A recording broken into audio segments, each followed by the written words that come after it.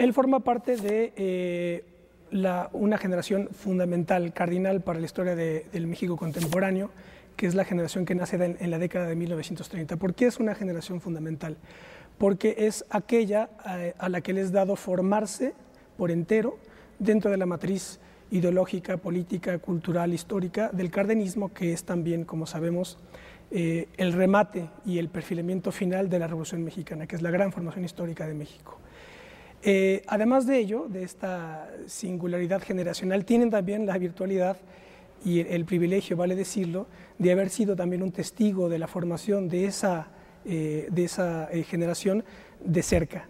Esto es así porque su padre fue el general Lázaro Cárdenas y su padrino Francisco J. Mújica. Se trata de Cuauhtémoc Cárdenas. Él es nuestro invitado el día de hoy y en la hora siguiente conoceremos sus evocaciones. Quédese con nosotros, esto es Plaza de Armas.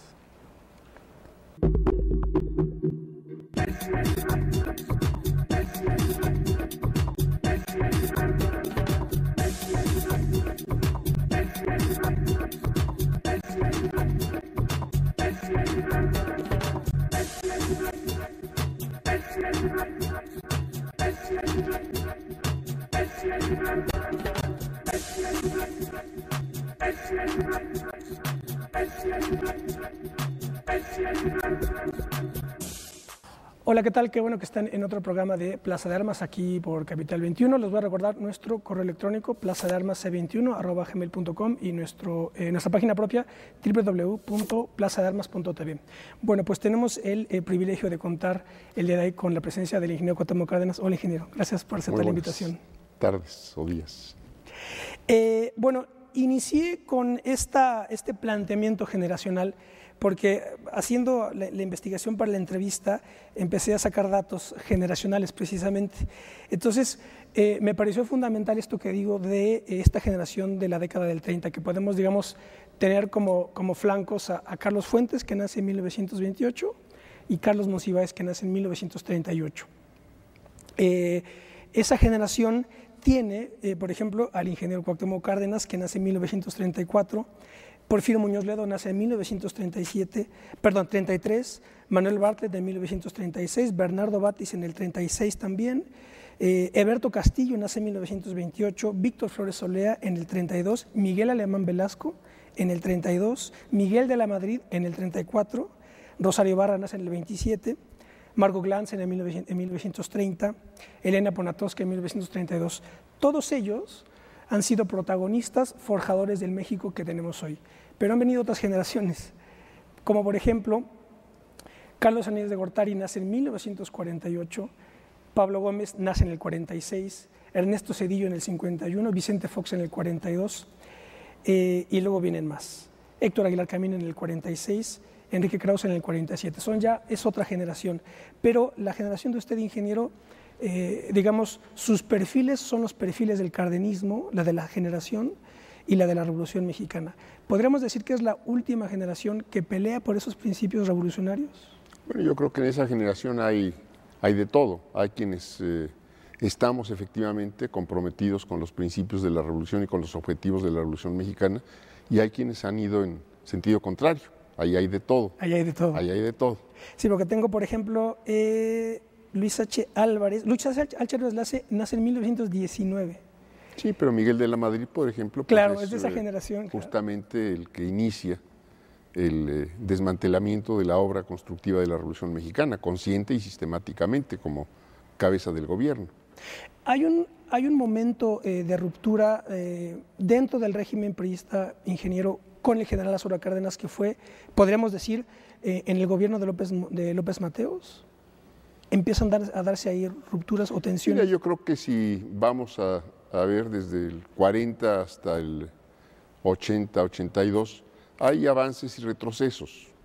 Hay etapas de mayor avance, hay etapas de mayor desviación, de mayor retroceso, de no dar cumplimiento a los objetivos de la Revolución Mexicana en materia de reforma agraria, en materia de derechos obreros, en extender la cobertura del seguro social, por ejemplo, o hubo épocas también en que se reprimieron fuertemente los movimientos populares, los movimientos sindicales, por ejemplo, los ferrocarrileros en 58, 59, y bueno, 68, la represión al movimiento estudiantil y popular que se da en el 68, por ejemplo. Bueno, hubo de todo pues en ese periodo. Moviéndonos en distintos planos de su vida, ingeniero, le quiero preguntar ¿qué representó la figura de Francisco J. Múgica para usted?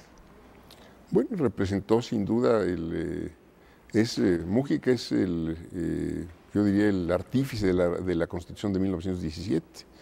Múgica y Jara son quienes dan el principal contenido social a la Constitución de 17, en el artículo 27 constitucional, en lo que hace al tercero y la educación laica, en los derechos de los obreros en el 123. En fin, yo creo que Múgica es, como digo, uno de los principales artífices de la Constitución de 1917, la primera constitución social de los tiempos modernos, no solo de México, sino yo diría mundialmente. Y por otro lado, bueno, fue una gente, en este caso cercana a mi padre, que fue un colaborador muy cercano y yo diría muy eficaz en el cumplimiento de las metas del gobierno 34-40 y de la Revolución Mexicana en ese periodo. Él también tuvo un papel fundamental en la nacionalización petrolera, ¿cierto? Bueno, fue una persona que apoyó la nacionalización petrolera, que incluso es a quien mi padre le pidió la redacción del manifiesto que se leyó justamente para decretar la expropiación. Ingeniero, todos los que estudiamos la historia de México llegamos a la pregunta, una de las preguntas fundamentales es ¿por qué no fue Francisco J. Múgica presidente de México? Bueno, yo creo que fueron muchas circunstancias. El propio carácter de general Múgica, que era un jacobino radical. El que en esa, no solo eso, sino es decir, era difícil en sus relaciones personales, pero más allá de eso, bueno, en esa época las fuerzas se alineaban y se definían públicamente. Públicamente se definieron las organizaciones sociales que se habían creado en esa época, la CNC, la CTM, los principales sindicatos, los diputados y senadores se definían también en favor de quién estaban. Y bueno, había un grupo que estaba a favor del general Múgica, había otro grupo que estaba, en el caso del PRM, en favor del general Ávila Camacho.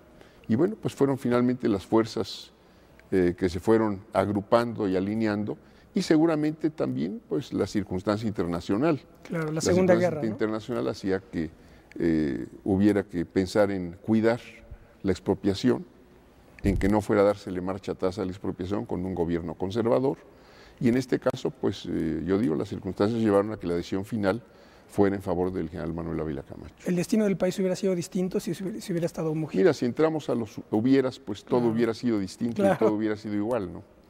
¿Quiénes fueron sus grandes influencias en su formación, ingeniero? Mía, mi padre, sin duda alguna. Mi padre y mi madre. Y de figuras de la vida política nacional de esos tiempos, no sé, don Jesús Silva Herzog.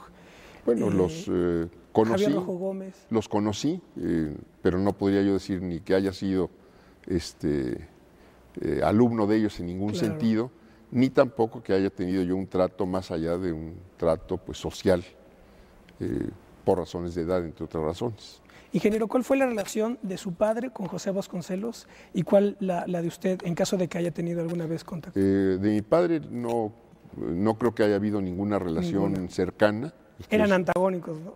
Vasconcelos fue un crítico del gobierno 34-40, fue una gente que estuvo alineada con las corrientes nazistas en aquella época, con el fascismo, que estuvo alineado con el golpe de Estado en España, esto es con el franquismo español, o sea que no había contacto, por lo menos ideológico, con mi padre. No sé si se hayan conocido personalmente, lo desconozco.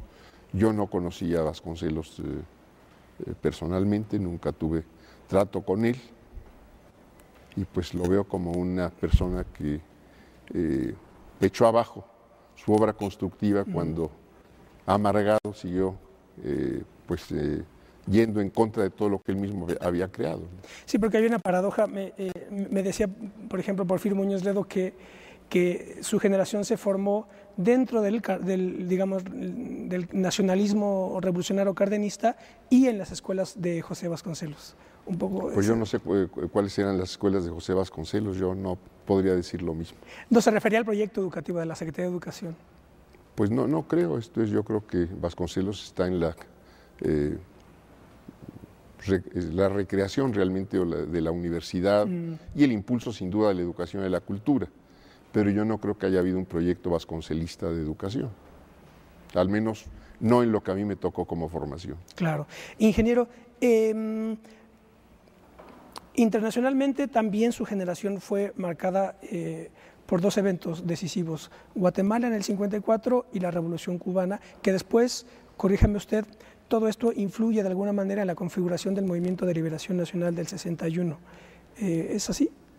Bueno, yo sí hubo un yo diría muy importante movimiento estudiantil en 1954, en el que me tocó directamente participar, en protesta por la invasión de Guatemala, por el golpe de Estado instigado por el gobierno norteamericano contra el gobierno popular y revolucionario de Jacobo Arbenz, que había empezado una reforma agraria en Guatemala, que estaban también impulsando el derecho de los derechos de los obreros, que estaba pues tratando de cambiar una condición colonial y feudal de Guatemala por un proyecto democrático, abierto, donde la gente pudiera tener mejores condiciones de vida.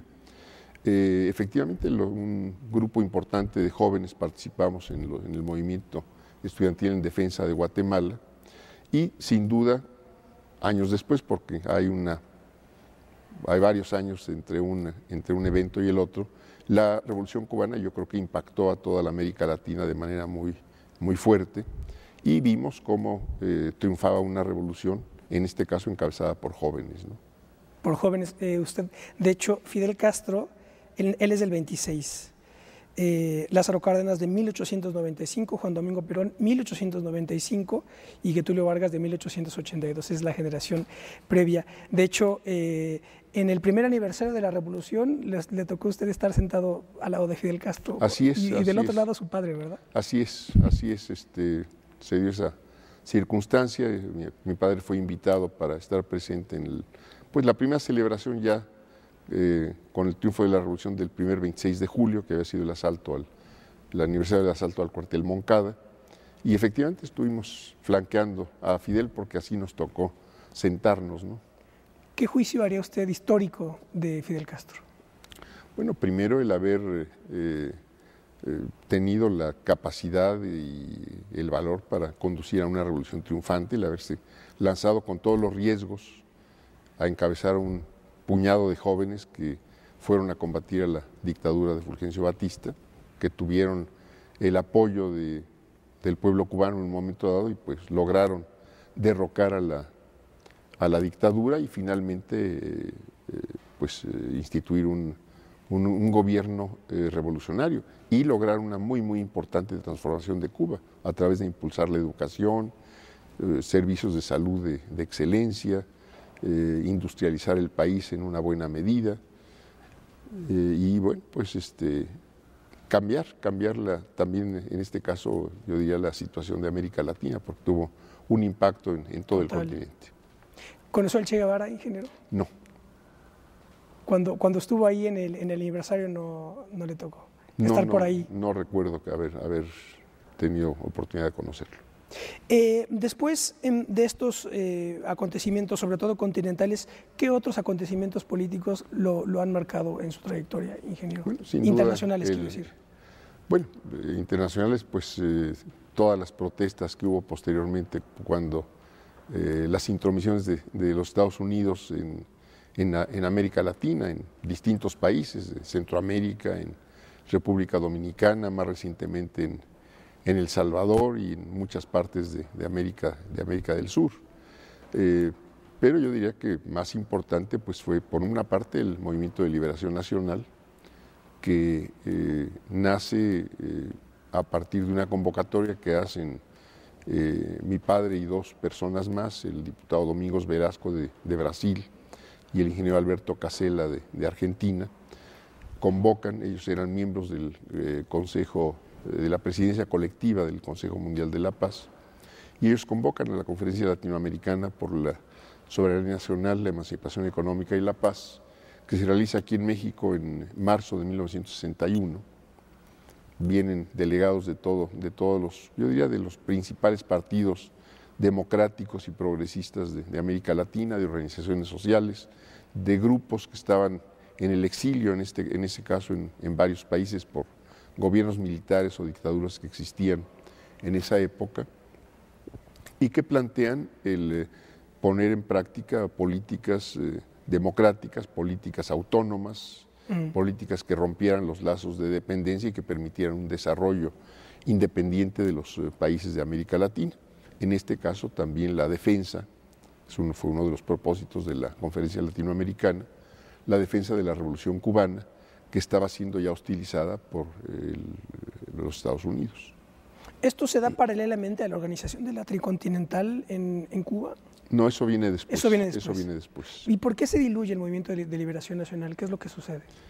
Bueno, el movimiento tiene una presencia en todo el país, era un movimiento que nace claramente con el propósito de consolidarse como una fuerza plural.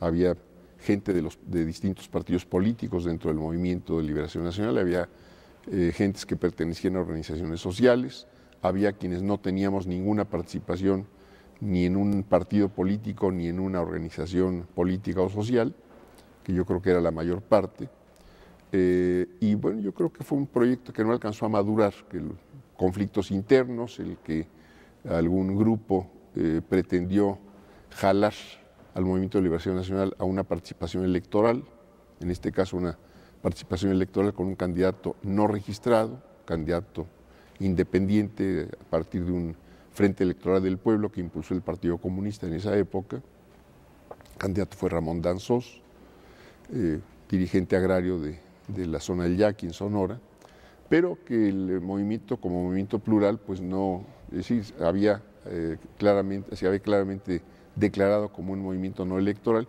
Me parece que esto fue un factor que influyó fuertemente en la disolución del movimiento, el que lo hayan tratado de jalar a la participación electoral y el que, bueno, pues ya la gente no vio ahí la posibilidad de consolidar este movimiento plural para cumplir los objetivos que se había planteado la Conferencia Latinoamericana. Viene luego el 68 de México.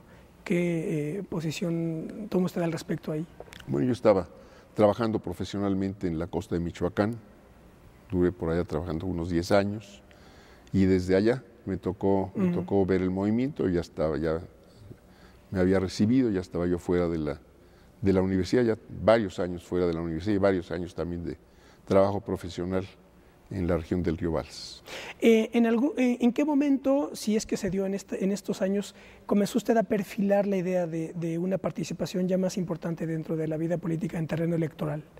Bueno, en esos años yo no pensaba en la participación electoral, sí en la participación política, fijando posición sobre temas específicos, sobre los problemas del país, buscando estudiar los problemas del país y encontrarles solución, no yo, sino con varios grupos con los que estuvimos participando desde antes de la creación del Movimiento de Liberación Nacional. Se había creado, por ejemplo, el Círculo de Estudios Mexicanos, que es de donde salió, por ejemplo, el núcleo que organizó la Conferencia Latinoamericana. Y ese núcleo pues pasó después principalmente a participar en la coordinación del Movimiento de Liberación Nacional. ¿Quién formaba parte de ese centro? Alonso Aguilar, Jorge Tamayo, Fernando Carmona, el ingeniero Manuel Mesa, el doctor Guillermo Montaño, el doctor Enrique Cabrera, en fin, un buen grupo ahí de profesionales, de intelectuales, de gente cercana a la universidad, pero mucha gente sobre todo preocupada por cómo sacar a México de sus problemas. Esos años de la UNAM había una muy marcada, digamos, tendencia o propensión en la Facultad de Derecho de producir cuadros políticos. ¿Qué pasaba en la ingeniería, por ejemplo, o en otras facultades? Yo creo que quien iba a Derecho no iba propiamente a formarse políticamente. Seguramente el contacto con las cuestiones sociales atraía más a muchos abogados para participar en la vida política del país. En ingeniería pues estaban más orientados, como siguen estando, a lo suyo, a la digamos. técnica, a las cuestiones en cierto modo más abstractas, pero finalmente la ingeniería también tiene un contacto muy cercano con la gente. Entonces, ¿para qué son las obras que se hacen? ¿Qué objetivos tienen? Finalmente, cualquier obra que se lleve a cabo es producto de un equipo de trabajo, gente de todo tipo que finalmente participa en sacar adelante un proyecto. Muy bien, vamos a hacer un pequeño corte. Estamos conversando con Cuauhtémoc Cárdenas, no se vayan.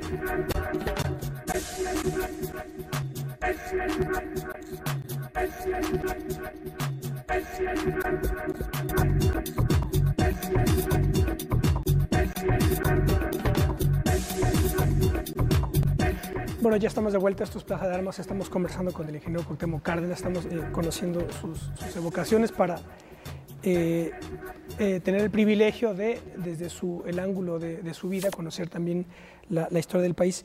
Ahora que hablábamos de las facultades, ingeniero, muchos de quienes he entrevistado de la Facultad de Derecho, de su generación, hablan siempre de Mario de la Cueva.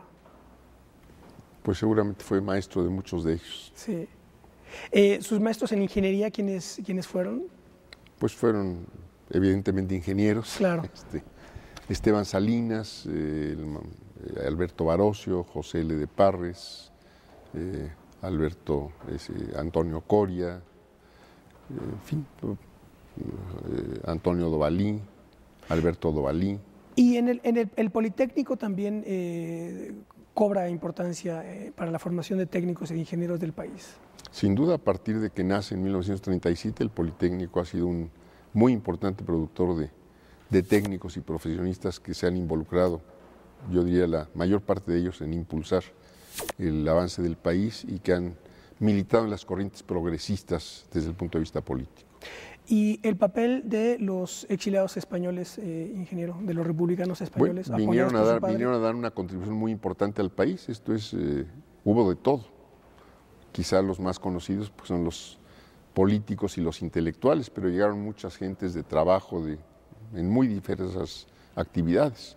Muchos médicos, muchos profesores en la universidad, en el Politécnico, en universidades de provincia, gente que desarrolló empresas editoriales. Eulalio Ferrer. Impresión, impresores, llegó gente que se fue a trabajar al campo, gente que creó talleres de distinto tipo, en fin, llegó de todo, impresores, llegó gente de todo tipo, en los 25, 30 mil españoles que llegaron en los años de la inmigración republicana. Apoyados y que precisamente estuvieron en Morelia, ¿no? Los niños de Morelia. Bueno, los niños de Morelia fue el primer grupo que llegó, un grupo de poco menos de 500 niños que llegó a Morelia, que los recibió el gobierno de México y los alojó precisamente en Morelia, en una escuela donde estuvieron ya conviviendo con niños mexicanos y de hecho integrándose al país. Esto es, de ahí se formaron pues muchas familias ya con mexicanos y gente que, como digo, ha contribuido con su trabajo, con su creatividad, con el impulso para también mejorar nuestro país. Pensando un poco en esta influencia de estos españoles, sobre todo en la Casa de España y en el Colegio de México, le quiero preguntar, ¿trata usted, por ejemplo, con Alfonso Reyes, con Daniel Cosio Villegas, con todos ellos? Pero primero, creo que es importante que establezcas las diferencias, diferencias de edad. Esto es, cuando crean el Colegio la Casa de España, Colegio de México, pues yo tenía 5 o 6 años. Claro, pero me lo refiero después, sí. Entonces, el trato de un niño con un intelectual de la talla de Alfonso Reyes, pues no es precisamente de convivir de tú a tú. A él lo conocí, tuve la ocasión, el honor y el gusto de conocer a don Alfonso, pero ya tiempo después, como joven, poco tiempo antes de que él falleciera, pero no puedo decir que haya tenido una amistad ni con ellos. Conozco desde luego el desarrollo de lo que fue la Casa de España, se convierte en el Colegio de México y en lo que es a una de las más importantes instituciones en la formación profesional, en la cultura, la investigación, las ciencias sociales en el país, ¿no? Ingeniero, evidentemente que uno de los momentos más difíciles de su vida fue la muerte del general Lázaro Cárdenas. ¿Cuáles fueron sus últimas conversaciones con él? ¿Qué legado le dejó? No, pues el legado de él es el ejemplo vida. que deja de su vida, una vida de congruencia, una vida entregada a servir a una causa con la que él desde muy joven se comprometió. Él se comprometió con las causas y los principios avanzados de la Revolución Mexicana y fue congruente en su vida. Esto es, había relación directa entre lo que decía y lo que hacía, ¿no? No puedo dejar de preguntarle el encuentro que tuvo Lázaro Cárdenas con Mao y con Zhou Enlai, que estuvo acompañado por usted. Pues fue una visita, yo diría, cordial, una visita muy cordial, donde se habló de los problemas que en ese momento había riesgos de que se rompiera la paz en aquella época, se habló de la importancia de mantener la paz, de no provocar la guerra. ¿Esta entrevista cuándo fue, ingeniero? En el mes de enero, fueron en el mes de enero de 1959. En el único viaje que mi padre realizó fuera del país, de hecho, un viaje largo de 4 meses, recorrió varios países de Europa, China, después finalmente terminó en los Estados Unidos y vuelta a México.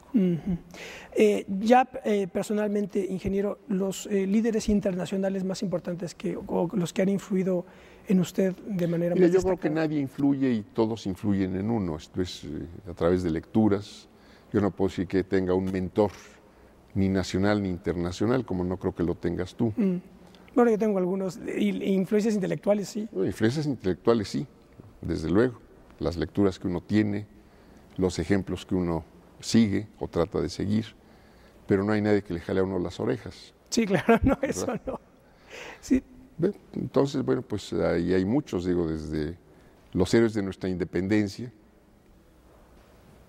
Hidalgo, Morelos, lo que nos legó Morelos a través de los sentimientos de la nación, de la Constitución de Apatzingán, de la lucha que libró, Hidalgo con sus decretos para la abolición de la esclavitud, marcando que había que iniciar la restitución de tierras a las comunidades despojadas de tierras desde la época de la colonia. En fin, Juárez en la Reforma, Ocampo, Mújica en la Revolución, Zapata, en fin, pues todos ellos, yo diría, tienen alguna influencia en la formación que yo tengo al haberme yo también comprometido por decisión personal con los principios avanzados de la Revolución Mexicana. ¿Cuáles son las mayores dificultades con las que usted se ha enfrentado ya en el gobierno de Michoacán, en el gobierno de la ciudad? Bueno, en un gobierno siempre tiene problemas, los presupuestos nunca son suficientes, pero yo diría que más importante que esto es, yo diría que en un caso y en otros yo encontré una muy amplia disposición de la gente para colaborar con las obras de gobierno, para tratar de que rindieran un poco más los recursos en la construcción de escuelas, en el mejoramiento de los caminos, en impulsar proyectos productivos. Pero lo más importante es cómo la gente colabora en los muy distintos proyectos culturales que se impulsaron tanto en Michoacán como a partir aquí del gobierno de la Ciudad de México.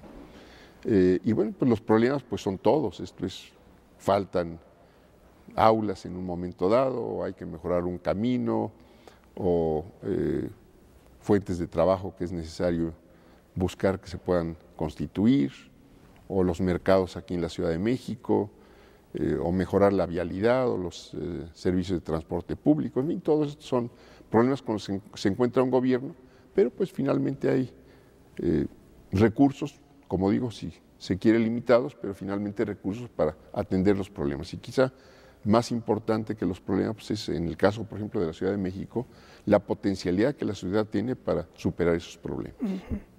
Enrique Ramírez y Ramírez contaba en algún momento por ahí de los 70 que una de las singularidades históricas del PRI, del Partido de Revolución Institucional, es que es un partido que nació desde el poder y desde el Estado. Por tanto, una ruptura como la que usted encabezó, ya estoy hablando ya de los 80, adquiere su verdadera magnitud porque estaba rompiendo desde el sistema. Bueno, efectivamente lo que fue la corriente democrática fue una ruptura con el sistema. No, yo diría no solo con el partido pues era el vehículo, claro, o el instrumento nada más, pero fue un rompimiento con el sistema político. y lo que después pudo impulsarse pues fue el darle fin al régimen de partido de Estado. Yo diría la elección de 1997 marca primero que se pierda, o que el partido mayoritario pierda la mayoría absoluta en la Cámara de Diputados. Esto marca que se dé una efectiva separación entre el Ejecutivo y el Legislativo. Y por otro lado, yo diría que ahí empieza también a darse la terminación del régimen de partido de Estado, que yo diría concluye con la elección del 2000, cuando empieza la alternancia, que ha sido alternancia en cuanto a cambio de personas, pero no a cambio de proyecto político desde el punto de vista del gobierno nacional. ¿Cuáles fueron los momentos claves digamos, ya después en la formación del partido de la Revolución Democrática? Bueno, primero el fraude de 88 que provoca, la elección de 88 que provoca una gran movilización social, el fraude de 88 que pues permite después, al no poderse revertir el propio fraude, permite después convocar a la formación de una organización política que continúa la lucha por el respeto al voto, que finalmente se alcanza. Este es uno de los logros que se alcanzan en el 97, que el voto se empiece a respetar por parte de las autoridades, lo que antes no sucedía. Que eso lo conectamos con el sufragio efectivo no reelección, el principio del maderismo, digamos, ¿no? Pues con el principio de la Revolución Mexicana, menos, claro. Ni más ni menos. Ingeniero, hay dos, pasándonos a la crisis de 2006 con relación a la de 1988. Hay una crisis al interior del sistema, digamos, provocada por ustedes y encabezada por ustedes, y también hubo otra en 2006. La estrategia después de 1988 fue organizar un partido, mantener diputados en el Congreso, pero no organizar, digamos, un gobierno legítimo, un gobierno paralelo. En 2006 lo que pasó fue, se desconoció al gobierno, se organizó un gobierno legítimo, pero también se mantuvieron los diputados, digamos, que se lograron. ¿Qué balance puede usted hacer crítico respecto de estas dos estrategias para lograr una transformación en el sentido en el que se está? Bueno, primero que fueron dos elecciones muy distintas. Entonces, en la elección de 1988 hubo un fraude cometido de la manera más burda, esto es, se expulsó a los representantes de la oposición de las casillas, se robaron las urnas, aparecieron los votos tirados en basureros, en barrancas, hubo una gran violencia en todo lo que fue la jornada electoral. Después hubo una serie de protestas durante varios meses tratando de revertir el fraude, se presentaron todos los recursos que la ley permitía, tratando de echarlo abajo. En 88 no se contaron los votos del 45% de las casillas del país, esto es de 25,000 casillas, que correspondían en esa época al 45% del total.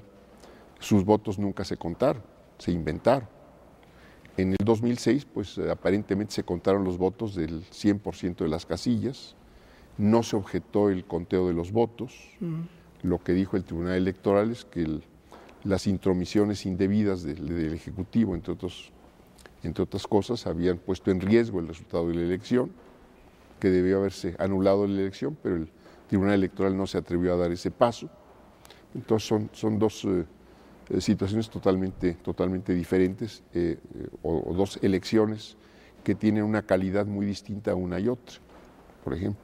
Pero yo creo que, bueno, no sé cuál sería su juicio al respecto, pero yo creo que al margen de sus determinaciones concretas, digamos, la escala del enfrentamiento con el régimen y con el sistema me parece que era la misma. Puede ser equivalente, ¿no? Puede ser equivalente. Yo recuerdo un comentario que hace Vasconcelos a Manuel Carballo en el libro Protagonistas de la Literatura Nacional, cuando, no es cierto, no es en la entrevista de Carballo, es en el proconsulado.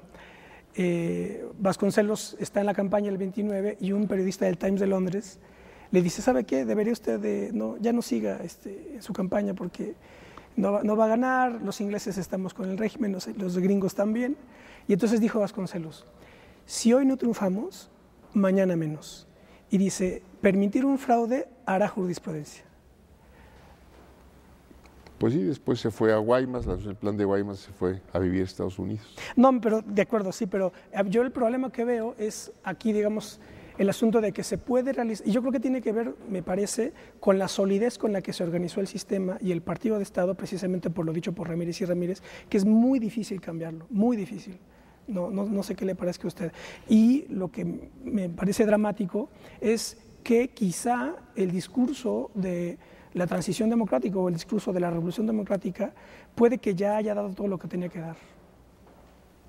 Bueno, pues puede ser. Yo creo que el país todavía requiere de cambios importantes, requiere de mayor expansión de la propia democracia, una democracia más participativa, no solo representativa, una forma de que el ciudadano pueda tomar decisiones no solo para elegir a sus gobernantes y representantes, sino también la calidad de trabajador en el centro de trabajo, cómo se organiza el centro de trabajo, cómo se reparten las utilidades, cómo se reparten los beneficios de la productividad que se obtiene entre el capital y el trabajo, cómo puede uno tomar decisiones en la calidad de usuario de servicios públicos o de residente de una colonia, de un municipio, cómo puede uno tomar decisiones también en calidad de consumidor de productos básicos. En fin, todo esto yo creo que todavía tenemos que avanzar en nuestra propia edificación democrática, introducir figuras a la Constitución como el referéndum, el plebiscito, la revocación de mandato, que son cuestiones delicadas incluso en su reglamentación. Todo esto está pendiente de realizarse. Ingeniero, ¿qué opina usted como representante y la generación de la que estoy hablando, de esta viga histórico-ideológica que atraviesa el país y que lo traba, digamos, lo organiza, que es la de la Revolución Mexicana, el cardenismo revolucionario? ¿Qué opina usted de esta deriva que encuentro yo, por ejemplo, en el PRD hacia la socialdemocracia? O en general, cuando se habla de izquierda, que a mí me pone muy nervioso, cuando se habla de izquierda moderna es hablar de socialdemocracia, cuando a mi juicio la matriz que mantiene este país es la de Revolución Mexicana y precisamente la del cardenismo. Bueno, yo no sé qué quiera decir socialdemocracia para quienes aquí se definen como socialdemócratas, porque yo tampoco. Aquí primero habría que hablar de contenidos y no de geometrías políticas, o solo de conceptos abstractos, al final de cuentas. Para mí, pues, es muy claro, es decir, la Revolución Mexicana buscó primero igualdad, que es además valor fundamental de la democracia. Igualdad de oportunidades, vida digna para todos, salario suficiente, seguridad social, educación, acceso a la educación para todos, en todos los grados, educación laica y gratuita la que imparte el Estado. En fin, yo creo que son objetivos todavía por alcanzarse y que son objetivos claramente planteados por la Revolución Mexicana, sobre todo en sus representativos más avanzados. Porque yo en discusiones y en charlas y en debates veo una tendencia muy acusada, sobre todo en nuevas generaciones, que me parece lo peor, que quieren como tratar ya de borrar el nacionalismo, vinculan nacionalismo con populismo, ya no quieren hablar de la Revolución Mexicana, y eso me parece deplorable, porque es un poco lo que es este Bueno, país. yo creo que cada quien tiene su forma de entender la vida y de entender las transformaciones sociales, pero yo creo que la Revolución Mexicana sigue vigente. Los objetivos de la Revolución Mexicana no se han cumplido cabalmente, todavía hay mucho que hacer en ese aspecto. Cómo aprovechar los recursos del país para el progreso del país mismo, cómo integrarnos con América Latina, cómo lograr una mayor expansión de la cultura, del arte, el respeto a los derechos de las minorías, la integración, reconociendo sus peculiaridades de los grupos indígenas al desarrollo del país. En fin, yo creo que hay mucho que hacer todavía si simplemente vemos lo que fue y lo que ha sido la Revolución Mexicana. Manteniendo, digamos, la matriz, ¿no? Que a mi Manteniendo la línea ideológica, política, de realizaciones de la Revolución Mexicana. Por eso a mí me interesaba hacer este señalamiento generacional, que por eso a mí esta generación, la de usted, me parece la fundamental, porque es la que, como digo, se forma dentro de esta corriente del Pues sí, nacionalismo. como decía yo al principio, es decir, hay quien está a favor y hay quien está en contra, ¿no? Claro, claro, hay que rescatar lo bueno, digamos. Vamos a hacer otro corte, estamos conversando con el ingeniero Cuauhtémoc Cárdenas. No se vayan.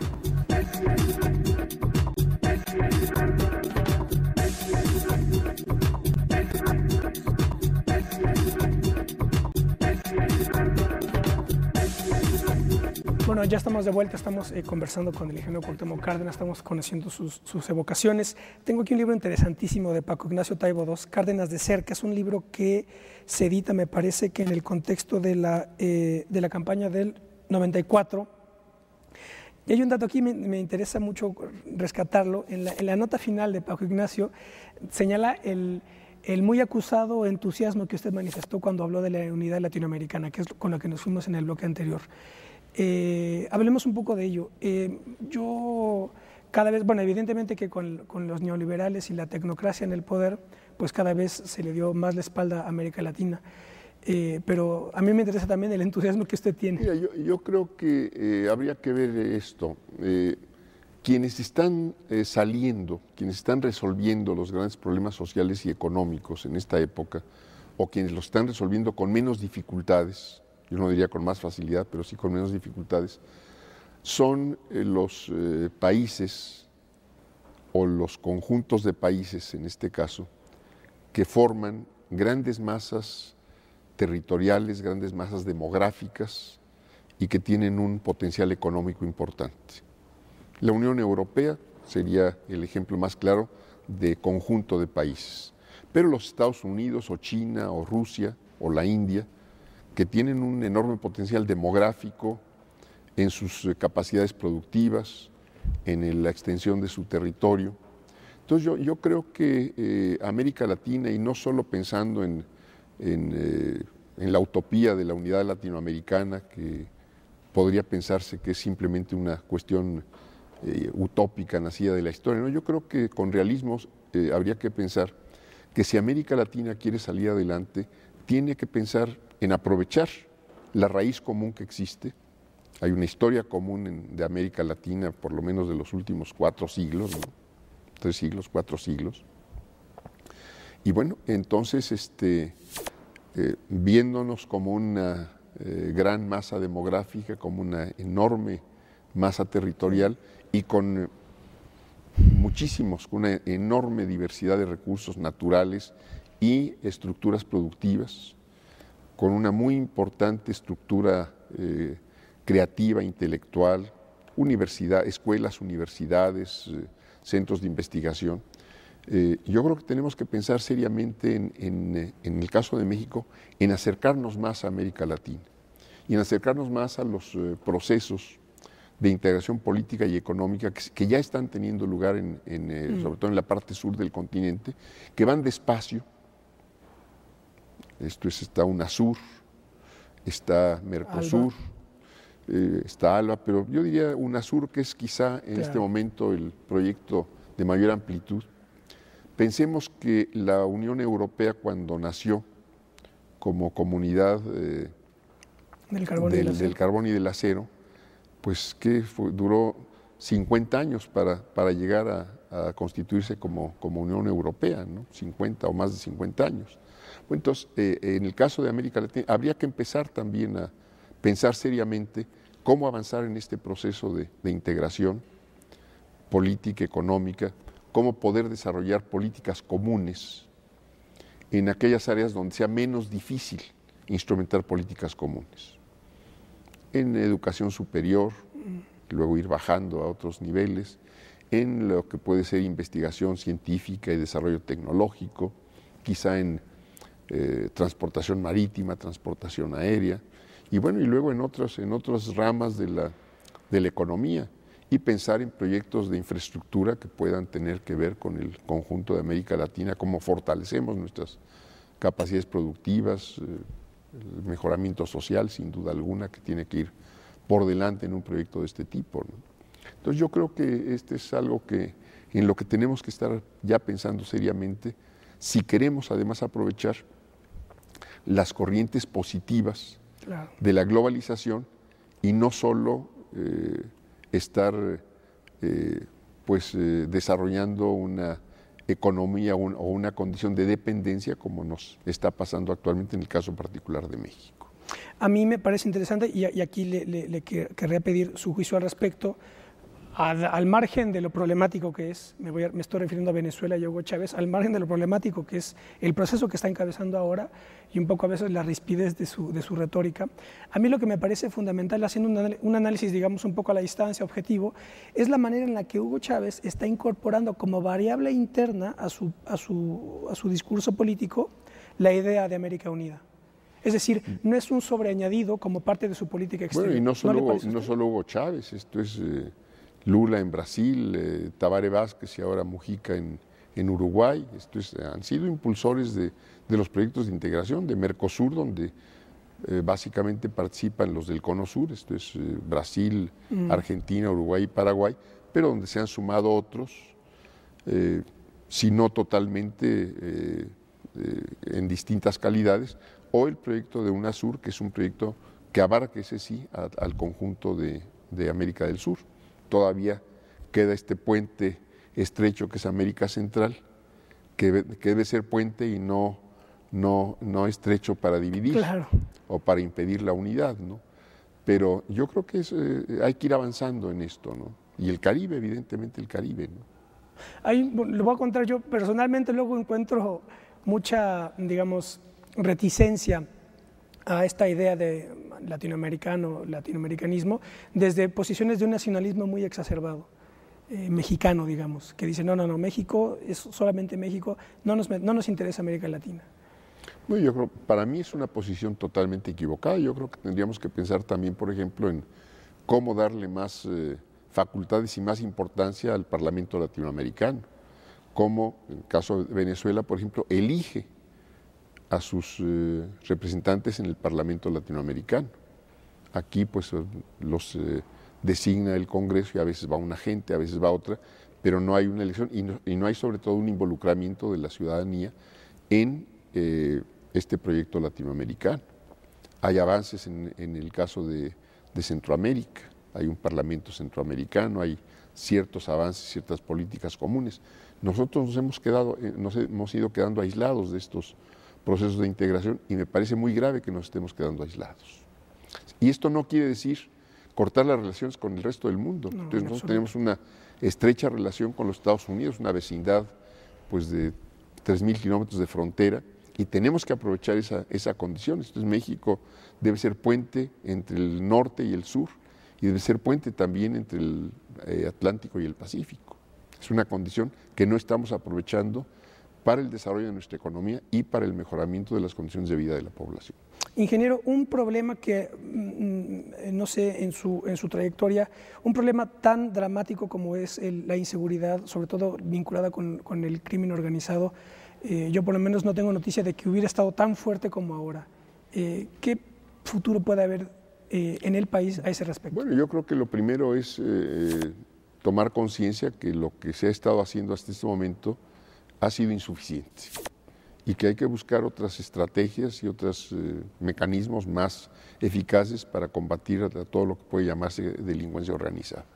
Que tiene que haber un plan central, conocido desde luego por quienes vayan a participar en su ejecución, que desde mi punto de vista tendrían que ser, bueno, en primer lugar los 3 niveles de gobierno, los poderes legislativos y judiciales, tanto federales como estatales, los sistemas de salud, de educación, los sistemas de comunicación, todo esto que estamos viendo ahora, tendrían que estar involucrados en un plan para saber qué hacer y cómo contribuir de manera más eficaz al combate a todo lo que es delincuencia organizada, cómo puede participar la sociedad, tiene que haber una mejor coordinación de carácter internacional y yo creo que algo fundamental es sacar al ejército de esta tarea. El ejército no está preparado ni profesional ni anímicamente para el combate a la delincuencia. Son asuntos de cuerpos policíacos, preventivos y judiciales, de otro tipo que requieren otro tipo de preparación. Me parece que sobre esto habría que trabajar, y esto tiene que ser también pues, una forma de abrir un debate en torno a cuáles deben ser las estrategias para dar seguimiento a los flujos de dinero, para ver los involucramientos políticos con la delincuencia organizada, que es donde están los jefes verdaderos, o en la política o en los grandes negocios, no solo en los que están deteniendo o matando como supuestos capos y jefes de distintos tipos de delincuencia. Hay que seguir el dinero, hay que seguir las relaciones políticas y pegar donde haya que pegar. Ingeniero, para terminar, volviendo a la cuestión generacional, ¿qué mensaje quisiera dar a las nuevas generaciones de mexicanos? En primer lugar, que se involucren con los problemas del país, que los traten de conocer, de estudiar y de dar su participación personal para que tengamos las mejores soluciones, para que el país pueda salir adelante, sobre todo de esta situación de postración social, económica y política en la que se encuentra. ¿Ha valido la pena la política, ingeniero? Sin duda alguna, sin duda alguna. Le agradezco muchísimo que nos haya acompañado. Muchas gracias. Bueno, pues esto fueron las evocaciones requeridas del ingeniero Cuauhtémoc Cárdenas. Ha sido un honor haberlo tenido con nosotros. Nosotros nos vemos la próxima. Hasta pronto.